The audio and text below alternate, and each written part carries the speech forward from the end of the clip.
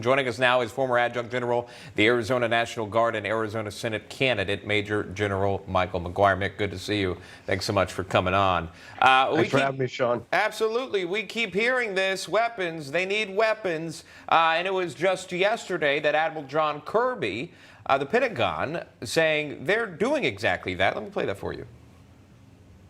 There have been thousands of javelins that we have provided to Ukraine, and we know they're using them. You can see the evidence for yourself when you look at the videos and the images on TV of these burnt-out tanks and burnt-out trucks and armored personnel carriers. So, Mick, you've heard that again from the Pentagon, and the Biden administration giving another $100 million for weapons. So the total commitment from the United States is $1.3 billion. In aid. The military package keeps getting supersized. Obviously, you still see the horrific destruction, the atrocities that we've seen in several different areas of Ukraine, Mariupol and others. Is it ever going to be enough, even when you consider General Milley saying this war could go on for years? Well, Sean, you're exactly right. You know, you and I and Emma have talked for some time about them giving them capabilities that they're trained on. Examples were the MiG-29s coming out of Poland and other pieces of equipment that could give them better protection from indirect fire, either airstrikes or long-range field artillery. The Ukrainian Army is doing a great job. They've pushed the Russians out of Keiv. They've limited this now to just a two-front war instead of three, and have got, as you just saw there, some discussion about the idea of the Russians reconstituting in the east around the Donbass to try to push back into that region. I think as long as they have a foothold in Crimea and the east, unfortunately, this is going to last for some time, and the Ukrainians are going to need more military aid. Yeah, and an argument can be made that really this has been going on since 2014 in terms of Eastern. It has. That's true. In terms of Eastern Ukraine. I want to talk about this as well.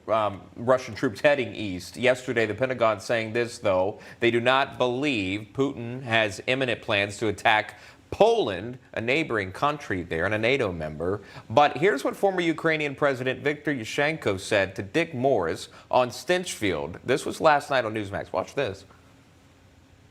Eastern Europe are the territories that are of interest.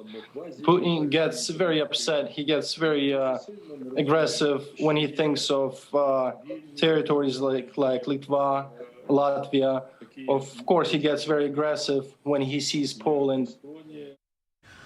And hearing that, Mick, and then our own report this morning from our correspondent Sarah Williamson that Polish troops reportedly planning for a possible Russian attack, how concerned are you hearing this? And what kind of preparations might the Polish army be making at this moment?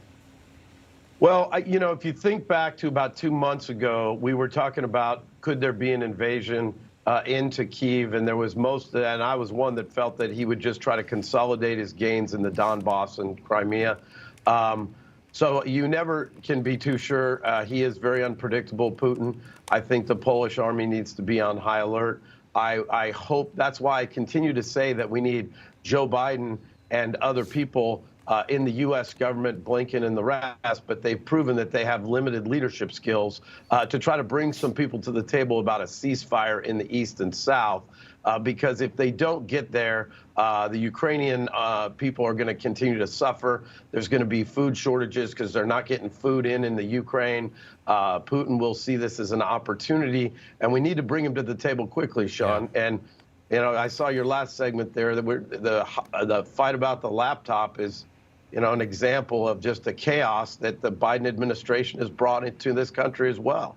Well, the border crisis, there's fights over that's made partisan as well. We continue to follow this. The UN voting to potentially suspend Russia from the Human Rights Council. That is happening now, I believe. So if any update comes, we'll bring it to you live. Major General Michael McGuire joining us live. Mick, good to see you. Thank you so much. Thanks, Sean, and we need all you guys to go out to electmick.com. We got to win back control of the Senate from the radical left. You were just talking about that Supreme Court hearing, and we've got to be able to have judges that understand the rule of law and understand the difference between men and women. Appreciate it. Thanks, man. He's running in Arizona.